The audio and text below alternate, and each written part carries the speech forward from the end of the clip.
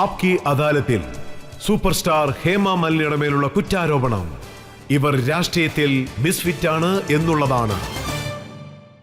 Hema madam, താങ്കളെപ്പോലെ സത്യസന്ധയായ ഒരു വ്യക്തി, താങ്കളെപ്പോലെ സിമ്പിളായ ഒരു വ്യക്തി രാഷ്ട്രീയത്തിലേക്ക് പോവുകയാണെങ്കിൽ അതിന്റെ കാരണം എന്തായിരിക്കും? ഞാൻ വിചാരിക്കുന്നത് ഞാൻ കുറച്ച് നല്ല കാര്യങ്ങൾ ചെയ്യണമെന്നാ. എന്തായാലും ഇവിടെ വന്ന സ്ഥിതിക്ക് I must do the best. പിന്നെ ഞാൻ സ്ട്രെയിറ്റ് ഫോർവേഡ് ആണ്. അപ്പൊ ശരി, എന്തായാലും എന്റെ വർക്കും അങ്ങനെ തന്നെ ആയിരിക്കും.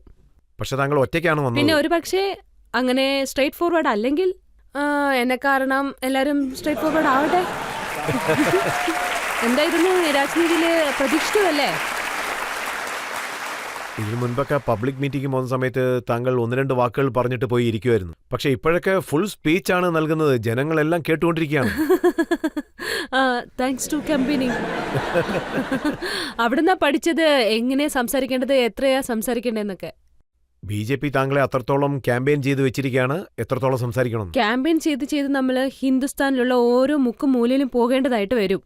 ആൾക്കാരെയൊക്കെ കണ്ടു കഴിയുമ്പോൾ മനസ്സിന് വല്ലാത്ത സന്തോഷം തോന്നും. എല്ലാ നാടുകളിലും പോവും, അവരുടെ കാര്യങ്ങളൊക്കെ മുഴുവൻ കേൾക്കും. എന്നിട്ട് നമ്മളും അങ്ങോട്ട് എന്തെങ്കിലുമൊക്കെ പറയും. പിന്നെ പുറത്തോട്ടൊക്കെ പോകുമ്പോൾ ഒരുപാട് സ്ത്രീകളൊക്കെ വന്ന് മിണ്ടും. അവരൊക്കെ ഇങ്ങനെ സ്നേഹത്തോടെ നോക്കും. പിന്നെ നമ്മൾ എന്താണോ പറയുന്നത് അതെല്ലാം നല്ലവണ്ണം കേൾക്കും. പിന്നെ കേട്ട് കഴിഞ്ഞതിന് ശേഷം നമ്മൾ പറയുമ്പോൾ ഈ പാർട്ടിക്ക് വോട്ട് ചെയ്യണമെന്ന് പറഞ്ഞാൽ ചിലപ്പോൾ വോട്ടും ചെയ്യും. ഇപ്പൊ ഞാൻ പറയുന്ന കാര്യം പലർക്കും അറിയില്ല. ധർമ്മ സാർ ഒരു ആക്ടർ മാത്രമല്ല, ഒരു റൈറ്ററും ആണ്. പിന്നെ പോയട്രീസും എഴുതാറുണ്ട്.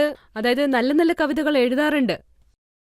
താങ്കളെക്കുറിച്ച് അദ്ദേഹം എന്ത് പറയുന്നു എനിക്ക് നന്നായിട്ട് അറിയാം.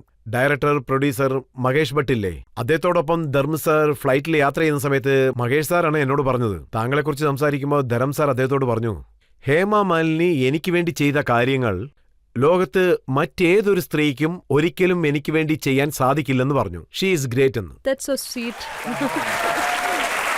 I'm so thankful to him. ഇങ്ങനെ പറഞ്ഞതിന് so lovely. പക്ഷെ ഞാൻ അദ്ദേഹത്തെക്കുറിച്ച് താങ്കൾ എന്ത് പറയുന്നു എന്നാണ് ചോദിക്കുന്നത്. ഞാൻ തനിച്ച് പിന്നീട് പറഞ്ഞുതരാം. ഹേമ മാഡം, നിങ്ങൾക്ക് ബാക്ക് ബാൻ പോലൊരു പടം വീണ്ടും കിട്ടുകയാണെങ്കിൽ നിങ്ങളത് ചെയ്യാൻ തയ്യാറാവുമോ? അതിലൊരു ഭാഗത്ത് അമിത് സാറും മറ്റൊരു ഭാഗത്ത് ധർമ്മേന്ദ്ര സാറും ആണെങ്കിൽ നിങ്ങൾ ആരെയാണ് കൂടെ അഭിനയിക്കാൻ ചൂസ് ചെയ്യുക? ആദ്യത്തെ ഒരു കാര്യം, ഇനി ബാഗ്മാൻ ഉണ്ടാക്കുവാണെങ്കിൽ ഞാൻ എന്തായാലും അതിൽ അഭിനയിക്കില്ല. വീണ്ടും അഭിനയിക്കില്ല മാഡം? ഇല്ല, അഭിനയിക്കില്ല. അല്ല, വേറെ ഏതെങ്കിലും നല്ല കഥ കിട്ടുവാണെങ്കിൽ, പിന്നെ അത് ധരംജിക്കും സൂട്ടാണെങ്കിൽ. അത് മാത്രമല്ല, ഇപ്പൊ പോലും നമുക്കൊരു പ്രൊപ്പോസൽ വന്നിട്ടുണ്ട് നമ്മൾ രണ്ടുപേരും ചേർന്നൊരു ഫിലിം ചെയ്യാൻ വേണ്ടിയിട്ട്. പിന്നെ പക്ഷേ ധരംജിക്ക് സ്ക്രിപ്റ്റ് അത്രയ്ക്ക് ഇഷ്ടമായില്ല. പിന്നെ അദ്ദേഹം ചെയ്യുവാണെങ്കിൽ ഞാനും ഉറപ്പായിട്ട് അത് ചെയ്യും. പിന്നെ നിങ്ങൾക്ക് നമ്മൾ ഒരുമിച്ച് കാണുകയും ചെയ്യാം. 24 വർഷങ്ങൾക്ക് മുൻപ് താങ്കൾ ധർമ്മ സാറിനോടൊപ്പം അഭിനയിച്ചു.